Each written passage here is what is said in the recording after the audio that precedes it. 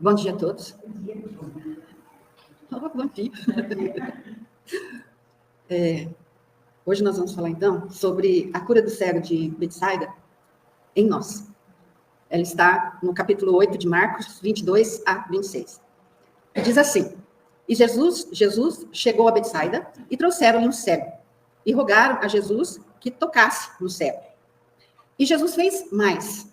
Ele tomou o cego pela mão, levou-o para fora da aldeia e, cuspindo-lhe nos olhos e impondo-lhes as mãos, perguntou ao cego se via alguma coisa. E levantando o cego os olhos, disse: Vejo homens como árvores que andam. Depois disso, Jesus tornou a pôr-lhe as mãos sobre os olhos e fez olhar para cima. E ele ficou restaurado e viu cada homem claramente. E Jesus o mandou de volta para a sua casa, dizendo: olha isso, volte para a sua casa, mas não entre na aldeia. E não diga nada a ninguém. E antes de prosseguir, eu preciso dizer para vocês que eu tirei alguns comentários que eu vou falar hoje aqui de uma palestra do Haroldo Dutra Dias, tá? Bom, a passagem diz que Jesus e os apóstolos se dirigiam para a cidade de Betesda. E amigos trouxeram a Jesus um cego. E nessa passagem, nós observamos 3 ações do Cristo de suma importância para que a cura viesse a se realizar. E detalhe, que nos diz muito respeito. Diz muito respeito a nós mesmos. A primeira ação terapêutica de Jesus foi, observe, Jesus, assim que os amigos o levaram, Jesus pegou o cego pela mão e tirou-o da aldeia. Mas por que tomá-lo pela mão? Qual o significado? É que ninguém, gente, sai sozinho de um condicionamento mental. Tem pessoas que têm dificuldade em pedir ajuda. Muita dificuldade. Por isso que é necessário uma intercessão.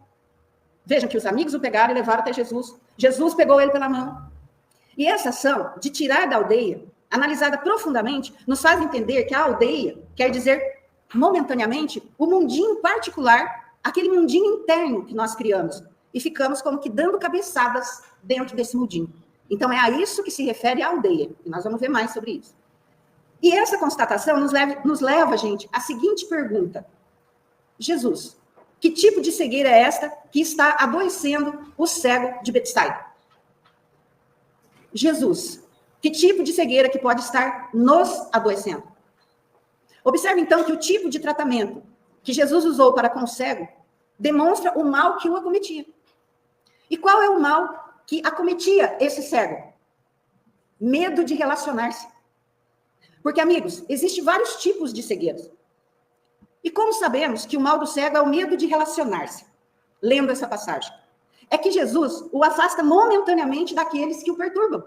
Tira ele daquele lugar que o está escravizando. E o leva para longe. Para ele, momentaneamente, sair daquele sufoco. E lá de longe, é como se Jesus perguntasse: amigo, é ali que você não gostaria de estar? Seja na sua casa, no trabalho, no bairro que você mora, na cidade, no país, ou a pessoa que você convive, é ali que você não gostaria de estar? São aquelas pessoas que lá estão, que você não as aguenta? Então, amigo, vamos olhar junto daqui, Jesus, como se estivesse falando para o cego, nas entrelinhas. Por quê? Veja, é ali que você precisa estar. Portanto, o que está faltando para você é entendimento e compreensão da sua parte, meu amigo. E eu, Andréia, digo, onde nós estamos, muitas vezes, nós estamos sofrendo, estamos formando uma aldeia particular, porque da nossa parte também, nós não estamos contentes no lugar que estamos, com quem estamos convivendo. E assim observamos que é muito difícil a cura de determinadas doenças. Por quê? Porque estamos falando de sentimentos mal conduzidos que nos levam, gente, a um câncer emocional, que pode estar aqui dentro de nós, e detalhe, já dura séculos. Vejam, que certo dia Chico Xavier chega no grupo de trabalho e tem 2 integrantes do grupo que estão quase se agredindo fisicamente. O Chico toca nos 2, né, com aquela calma, aquela energia, e diz com energia: me escutem, tem 2000 anos que vocês estão brigando por causa de templo religioso. E ali, sabe sobre o que eles estavam discutindo e quase se pegando? Era uma reforma que eles queriam fazer no centro. E será que aquela briga era realmente por causa da reforma no centro? Não. O problema era a mágoa que havia dentro deles, de um e de outro, que já durava 2000 anos. Vinha através das reencarnações. Então, o Chico disse para eles: meus amigos, se abracem, Deem graças a Deus, porque essa é a oportunidade que vocês dois estão tendo, pelo trabalho no bem, de encerrarem esse caso de uma vez por todas. Olha as oportunidades que Deus nos dá, né? E vejam, quantos casos acontecem de desentendimento, não só em um templo religioso, como também em nossos lares, na empresa em que trabalhamos, com os nossos vizinhos. Porque a gente acha que tudo é por acaso, né? É por acaso que eu moro naquela cidade, é por acaso que eu tenho aqueles vizinhos, é por acaso que eu tenho aqueles amigos, é por acaso que eu tenho aqueles inimigos. Mas não é. Por isso que é necessária a atenção da nossa parte. Agora vamos para a segunda etapa que nós observamos no atendimento de Jesus a este cego. Na segunda etapa do tratamento, observe. E todo mundo às vezes fala, né? Mas por que Jesus usou saliva? Jesus coloca saliva nos olhos do cego. E interessante que nesse momento, que é a segunda etapa, Jesus não pergunta, você vê tudo? Agora, depois que eu coloquei a saliva nos seus olhos? Não. Olha o que Jesus pergunta ao cego. Você vê alguma coisa? Mas o que isso quer dizer para nós? Que ninguém vai enxergar tudo de repente. Que ninguém vai entender tudo de repente. Quando nós encontramos Jesus em nossa vida, mesmo com esse encontro, ainda ficamos um bom tempo meio cegos. Estamos com meio entendimento. Nós enxergamos um pouco, e esse pouco já é uma dádiva. E o que o cego responde? Quando Jesus diz, você já está enxergando um pouco? Sim, vejo todos como árvores. Ou seja, idênticos. Imagino, neste momento, o cego imaginando, dentro dele, que todas as pessoas têm o mesmo comportamento negativo diante de mim. Então, eu me retraio diante de todas as pessoas. Eu não quero enxergar nada, não quero ver nada. Aí, Jesus, então, o que ele fez? Cospe nos olhos do cego. Só um momentinho, gente, está acabando a bateria.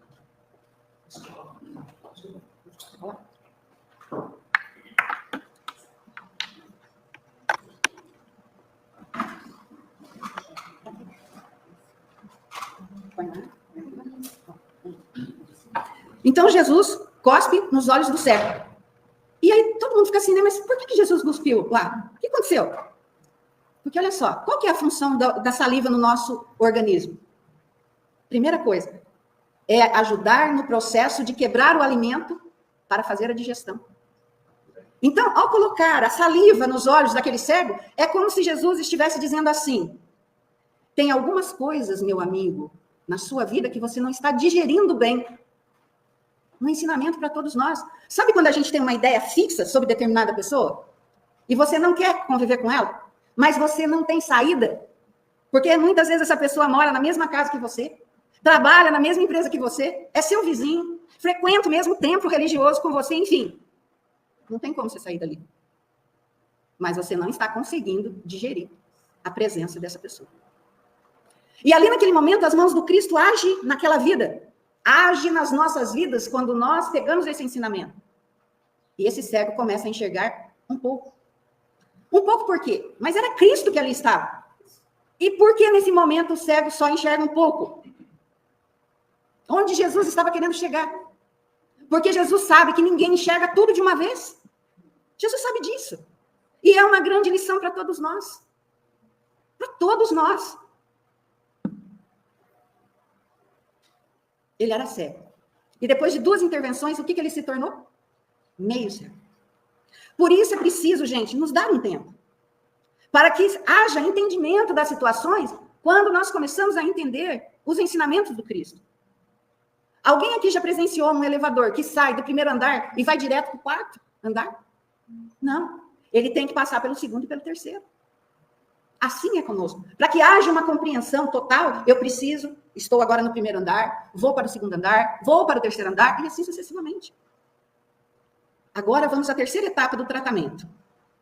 Quando Jesus, nessa etapa, agora Jesus impõe as mãos sobre os olhos do cego. E tem um detalhe. E atenção, porque esse é o último passo da cura. E exigiu uma intervenção poderosa de Jesus quando ele impõe as mãos. E agora o cego passa a enxergar com profundidade. O que quer dizer isso? Como assim? É como se o passado daquele cego, ou seja, as outras vidas daquele cego, se descortinasse na sua mente. E neste momento é como se ele, olhando para dentro dele mesmo, percebesse que ele é o resultado de muitas vidas. E que, sendo o resultado de muitas vidas, havia muitas coisas que ele precisava aprender. E, principalmente, que ele precisava resgatar. E ele percebeu quais eram essas coisas. Ele percebeu como tinha sido o relacionamento com aquelas pessoas. Ele viu o porquê daquela raiva, o porquê daquela mágoa, o porquê que ele não queria olhar para aquela pessoa, o porquê que ele não queria estar com aquela pessoa naquele momento. Ele viu o que aconteceu lá em outras vidas. E por quê? Ele entendeu o porquê que agora ele estava junto com aquelas pessoas. E ele entendeu o maior de tudo. Ele entendeu que ele tinha que ter muita compreensão diante dessas pessoas.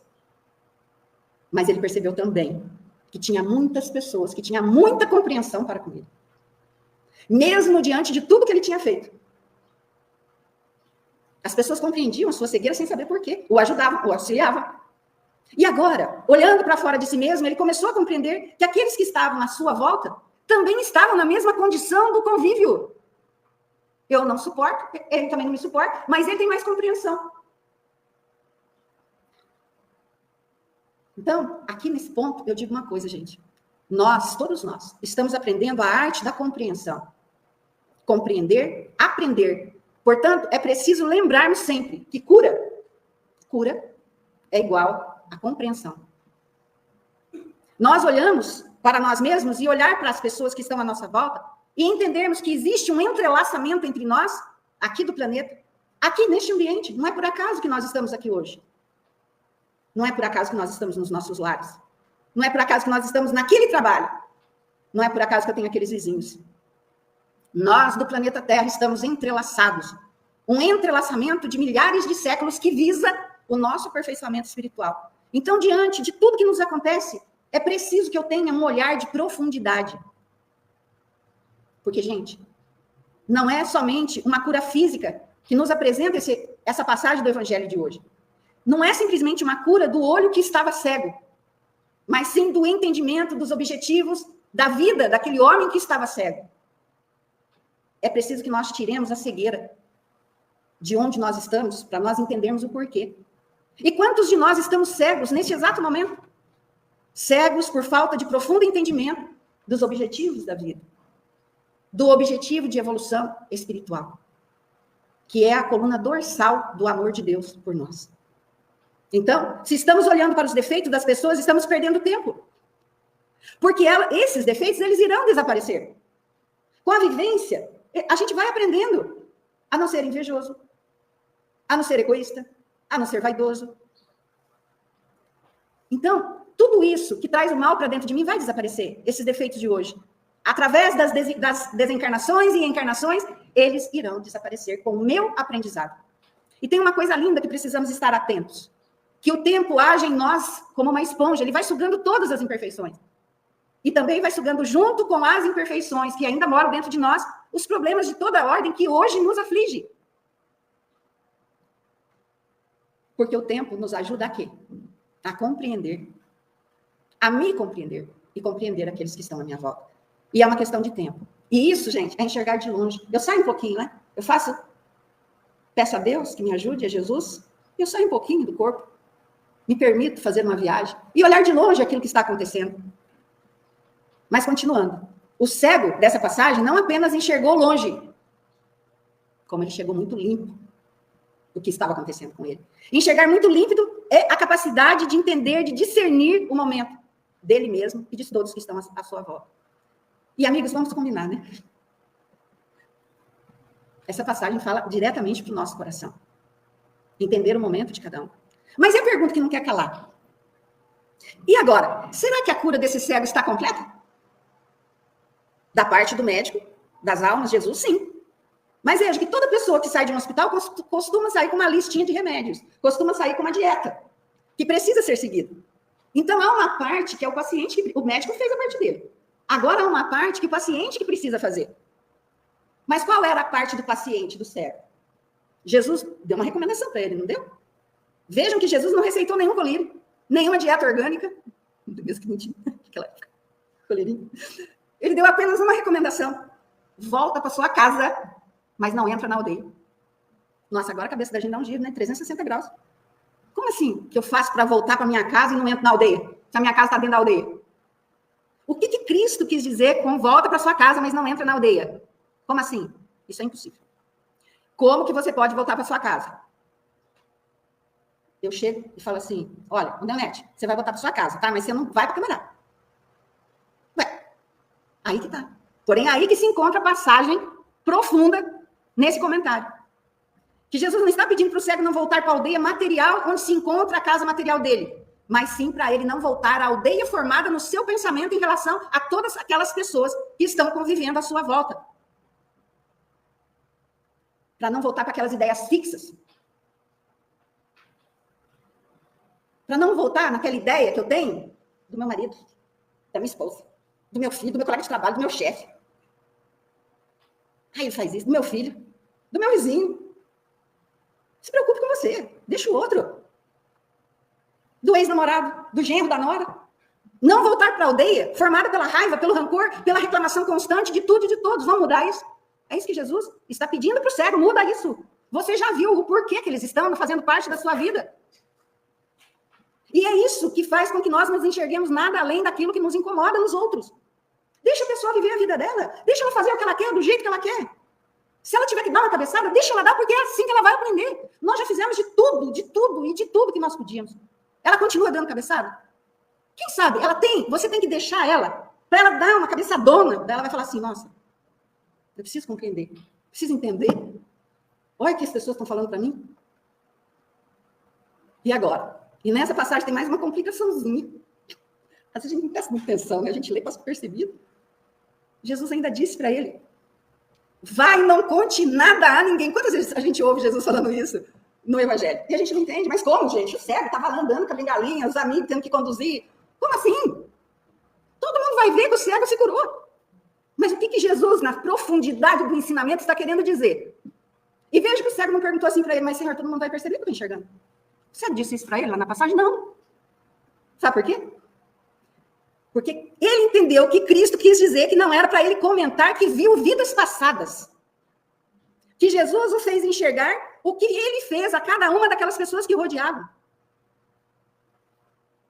E o que elas fizeram para ele. E que diante disso, esse cego sabia exatamente o que havia acontecido com cada um deles que estavam hoje ali à sua volta. Seja no lar, no ambiente de trabalho, na cidade, no país, enfim. E que estava provocando tanta aflição a ponto dele não querer enxergar ninguém. É esse o alerta que Jesus fez para ele. E não foi uma vez só que Jesus curou e fez isso. Cada vez que nós lemos isso no Evangelho, vá e não conte nada a ninguém, Jesus está se referindo que ele fez essa pessoa enxergar outras vidas, para que ela compreendesse o que é que estava acontecendo e por que estava acontecendo naquele momento com aquelas pessoas e naquele lugar. Não adianta eu querer me fazer de cego, me fechar. Eu preciso abrir o meu coração para a oração, eu preciso libertar aquela pessoa. Se ela está liberta de mim, é problema dela. Mas eu estando liberta dela, o ganho é meu. E eu estando liberta dela, eu posso ajudá-la com uma oração a também se libertar. Aí é um problema meu. E aqui termina as 3 ações do Cristo, mas nesse momento nós achamos que acabou, não é mesmo? O cego foi embora e viveu feliz para sempre. Agora eu entendi, né? Porque eu estou convivendo com a Graça Maria, agora estou feliz. Né? Estou maravilhosamente feliz. Olha que beleza. Mas não. Ele não foi embora e viveu feliz para sempre. Não neste momento. Porque neste momento, o que aconteceu? A vida do ex-cego encontrou um novo significado. Porque o objetivo da cura, do olhar, é te reencaminhar para a jornada. Então, quando Jesus te mostra alguma coisa através dos seus ensinamentos, é para nos reencaminhar na nossa jornada. A cura, na verdade, foi mostrar a ele a sua realidade espiritual. Imagina, Jesus chegar aqui e falar assim, olha, imagina a figura do Cristo, imagina. E ele dizendo, amigos, todos são imortais. Vocês já viveram muitas vidas, e terão muitas vidas ainda a viver, aprendendo e experienciando, em cada momento. Porque alguns, na verdade, acham que Jesus curou, está curado, pronto, acabou. Ressignificar. Não. Jesus, os ensinamentos do Cristo, tira o véu dos nossos olhos, do nosso entendimento. Mas os nossos problemas continuarão lá para resolvermos. Afinal de contas, foi nós que os criamos. Mas ele vai nos dar a força agora, né? Para nós passar por tudo aquilo. Sentiram a sutileza dessa passagem do Evangelho? E paramos para analisar o que Cristo quer nos dizer através dela? O que Cristo quis dizer para mim quando eu li essa passagem? Olha, Andréia, volta para a sua vida, depois disso que te aconteceu, mas agora, minha filha, com um novo entendimento, e lá, dê o melhor de você, faça o melhor, faça suas orações, sintonize mais com o alto, peça mais força, peça mais energia, peça mais entendimento, peça mais coragem, porque é preciso voltar para a casa material, porque na casa onde nós moramos, materialmente, lá estão as nossas responsabilidades. A cura foi instaurada para aquele cego, assim como para nós hoje, aqui neste momento. Porém, os nossos problemas não serão retirados. Ninguém virá aqui nos libertar do que temos que refazer, do que eu sujei, do que eu estraguei, do que eu baguncei, do que eu quebrei dos sentimentos das outras pessoas. É duro ouvir isso. Seja em outras vidas ou nessa. Mesmo porque, se aqui estamos, com certeza, nos comprometemos em consertar, em reparar, em restaurar, em recuperar tudo o que eu sujei, estraguei e quebrei. Tudo eu me comprometi antes de vir para cá. E o que eu não posso esquecer também é que o amor, o respeito pelas coisas que nos rodeiam, a partir de agora, cobre uma multidão de erros. Isso está em 2 Pedro, capítulo 4, versículo 8. E é assim que a misericórdia divina age em nossas vidas. Ou seja, é dando o que recebemos, o de ruim e o de bom. Por isso, Jesus está sempre pronto a fazer, ressignificar o caminho e nos fortalecer. E assim entendemos que o grande milagre que acontece em nossas vidas somos nós pedindo forças para realizar a nossa transformação interior. Jesus não veio para tirar a carga do cego. Ele não disse para o cego, olha, está muito difícil, você não está bem na sua casa, com essas pessoas que estão em sua volta, pega na mão do cego e fala assim, vamos embora, vamos ser felizes em outro lugar, vamos comigo. Teve muitos que Jesus pegou pela mão e falou, vamos comigo, mas o cego ele não pegou. O cego estava curado, ele não pegou. Porque ele tinha o compromisso lá com a casa dele. Não era igual o compromisso dos discípulos. Eu não tenho o mesmo compromisso que a Jennifer tem. Que a Silvana tem, que a Eliane tem, que a Renata tem. Eu tenho o meu. Eu não tenho o mesmo compromisso que a Graça tem. Então ele disse, volta para casa, mas não entra na aldeia. Gente, o que nós precisamos é não entrar de novo em pensamentos, saindo daqui, não vamos entrar mais em pensamentos conturbados da incompreensão. Voltemos para casa à procura de tirar a raiva, o ódio, o rancor, a insatisfação com a nossa vida. A reclamação constante, o julgamento desnecessário, a impaciência, a incompreensão e o desgaste. Porque essas são as nossas aldeias. Aí nós compreendemos que Jesus não está falando de aldeia física, mas material. E a pergunta que fica para nós, será que estamos enseguecidos dentro de alguma aldeia? Portanto, amigos, entendamos que o evangelho é muito mais rico do que imaginamos. É preciso estarmos atentos a tudo quando se trata da lição do evangelho. Tudo, cada vírgula, cada ponto tem um sentido profundo. E assim sendo, pedimos humildemente a Jesus que nos abençoe e nos permita estarmos mais receptivos à luz dos seus ensinamentos e do seu amor em nossa vida. Jesus nos abençoe e nos fortaleça.